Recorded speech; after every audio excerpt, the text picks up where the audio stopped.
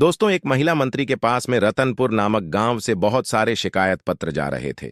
और उन शिकायत पत्र में केवल सबकी एक ही बात लिखी थी कि हमारे गांव में जो भी लड़की जवान होती है वह प्रेग्नेंट हो जाती है। ना जाने क्यों हो जाती है। ना तो हमारी उस लड़की का किसी के साथ अफेयर चल रहा है, ना वह शादीशुदा है, कोई भी हमारे घर आता जाता भी नहीं है, लेकिन ना जाने क्यों लड़कियां प्रेग्नेंट हो रही हैं।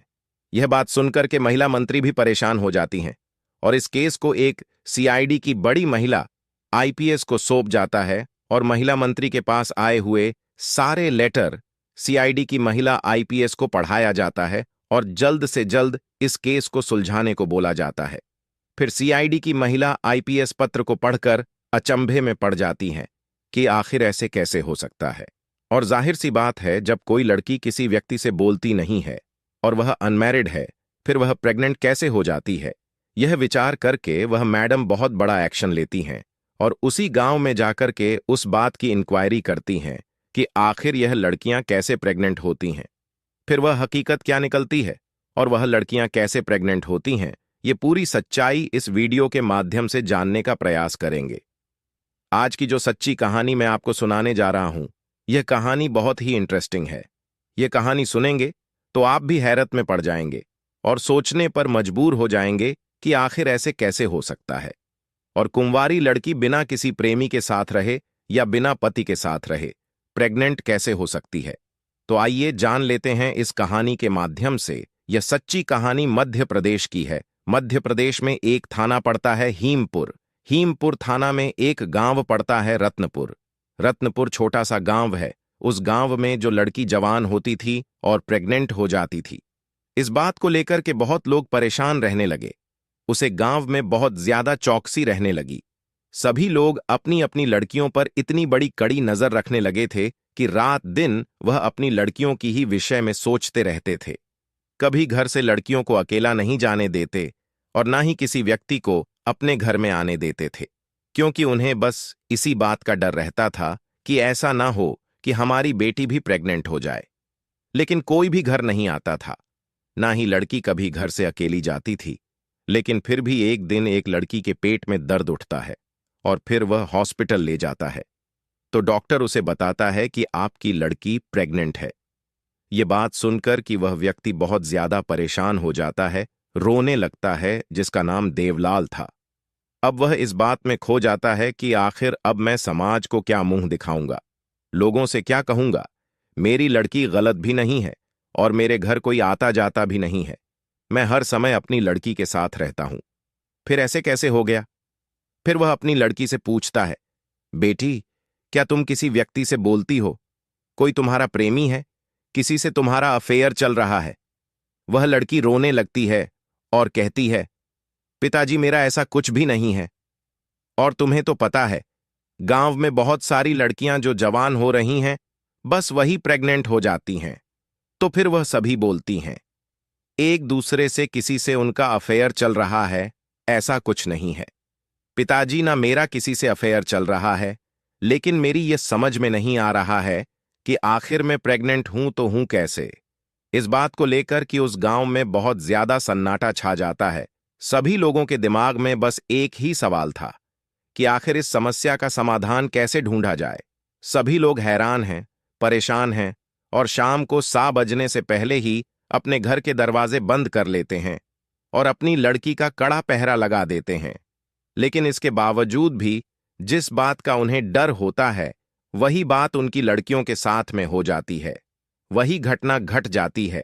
तब देवलाल अपने हाथ शिकायत पत्र लेकर के रोता हुआ अपनी बेटी को साथ लेकर के, जो शहर की सीआईडी महिला आईपीएस थी, जिनका नाम दामिनी था, उनके पास पहुंचता है और रोने लगता है, हाथ जोड़ता है, कहता है कि मैडम जी, हम बहुत ज्यादा परेशान हैं। और हम ही नहीं, हमारा पूरा गांव परेशान है रत्नपुर, क्योंकि उसमें जो भी जवान लड़की होती है वह प्रेग्नेंट हो जाती है। आखिर सभी लोग इस बात को लेकर के बहुत ज्यादा हैरान हैं। सभी लोग अपनी लड़कियों पर कड़ा पहरा रखते हैं, कड़ी नजर रखते हैं, कभी घर से बाहर नहीं जाने देते। जब सोती है लड़कियां तो हम इधर उधर चारपाई डाल करके सोते हैं, लेकिन फिर भी ना जाने हमारी लड़कियां क्यों प्रेग्नेंट हो जाती हैं। यह बात सुनकर कि वह सीआईडी महिला आईपीएस बड़े हैरत में पड़ जाती हैं। एक बार तो उन्हें हंसी भी आती है और फिर एक बार को उन्हें गुस्सा भी आता है और कहने लगती हैं, क्या तुम पागल तो नहीं हो गए हो? भला कोई भी लड़की बिना पुरुष के संबंध बनाने से प्रेग्नेंट कैसे हो सकती है? और तुम बेवकूफ वाली बातें कर रहे हो। तुम्हारी लड़की का किसी किसी के साथ अफेयर चला होगा या फिर किसी के साथ नाजायज उसके संबंध होंगे। तब वह देवलाल हाथ जोड़ता है और कहता है, मैडम जी, इसमें मेरी ही बेटी नहीं है।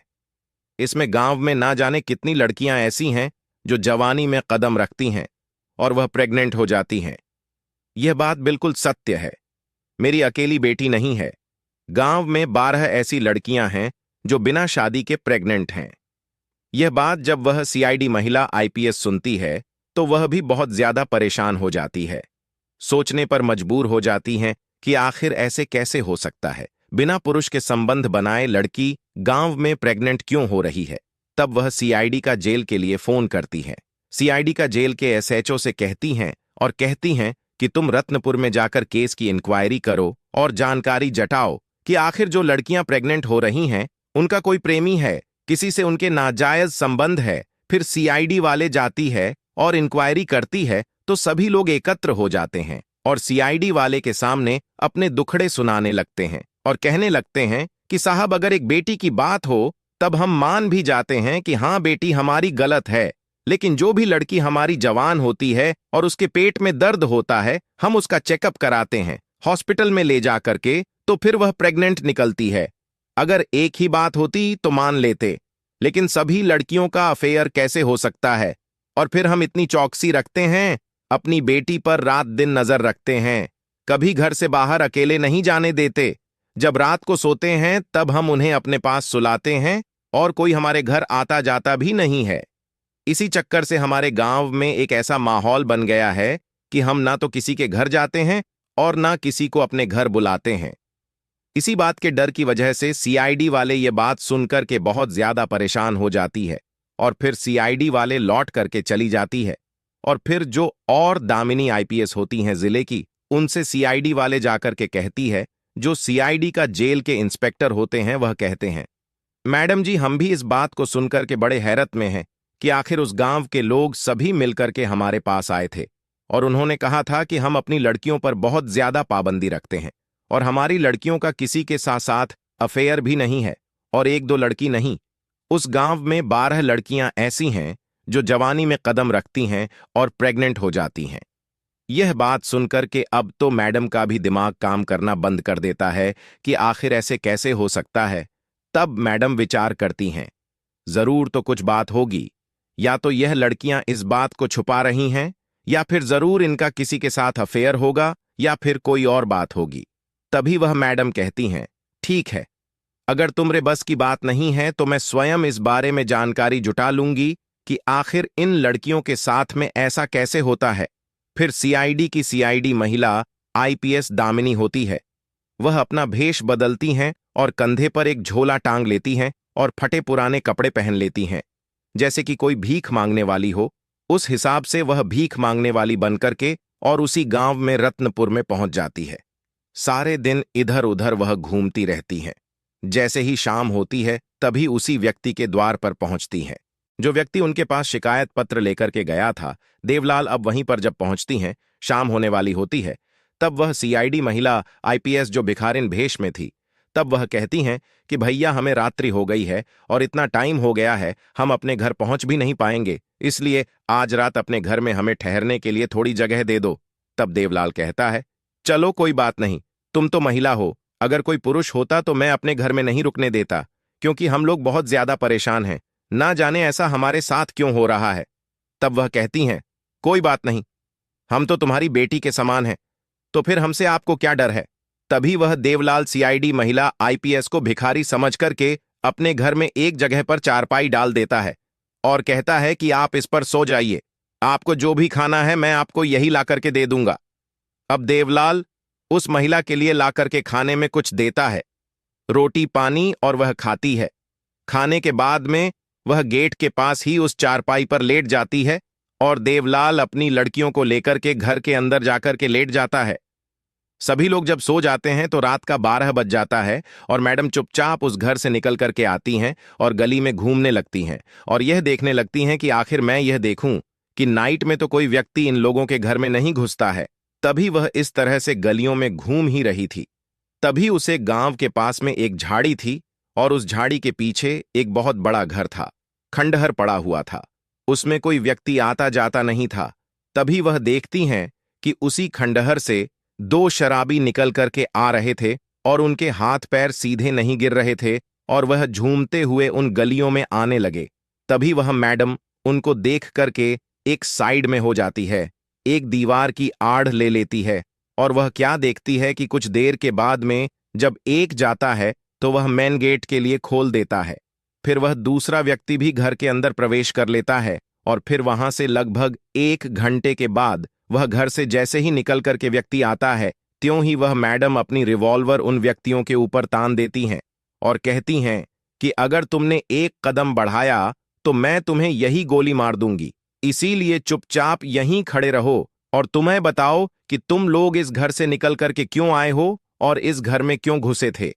यह बात सुनकर कि वह व्यक्ति बड़े डर जाते हैं रिवॉल्वर देख करके, लेकिन जब उसकी हालत को देखते हैं कि यह तो कोई बेकार है, तब वह कहते हैं कि इस बिखरण के पास में रिवॉल्वर कहां से आई। तब वह उससे कहते हैं कि तुम हट जाओ, नहीं हम भी तुम्हें गोली मार देंगे। उनके पास कोई औजार नहीं था, लेकिन फिर भी मैडम को धमका रहे थे, लेकिन मैडम उन्हें डराने के लिए नीचे गोली मारती है। तभी वह लोग गोली की आवाज सुनकर के डर जाते हैं और वहीं रुक जाते हैं। जब गोली की आवाज जब गांव के लोग सुनते हैं तो उन्हें समझ में नहीं आता कि हमारे गांव में गोली की आवाज कहां से आई। फिर एकदम से जल्दी जल्दी उठ जाते हैं और सभी लोग वहीं पर एकत्र हो जाते हैं जिस जगह पर गली की आवाज आई थी। और वह मैडम उन शराबियों के ऊपर रिवॉल्वर ताने खड़ी थी जब उधर से देवलाल निकल करके आता है और देखता है कि अरे ये तो मैडम मेरे घर में रुकी हुई थी, इनके लिए मैंने खाना खिलाया, चारपाई पर लेट आ रहा था, लेकिन इनके हाथ में रिवॉल्वर कहां से आई। तब वह कहती हैं कि इन लोगों को पकड़ो गांव वालों से। तब वह गांव वाले सभी एकजुट करके आए हैं और दोनों लोगों को पकड़ लेते हैं। फिर मैडम सीआईडी का जेल के लिए फोन करती है और फिर वहां से कई थानों की सीआईडी वाले वहां पर आ जाती है और उन शराबियों को गिरफ्तार कर लेती हैं। फिर मैडम कहती हैं कि मैं कोई भिखारी नहीं हूं, ना ही कोई भीख मांगने वाली थी, मैं सीआईडी से महिला आईपीएस हूं।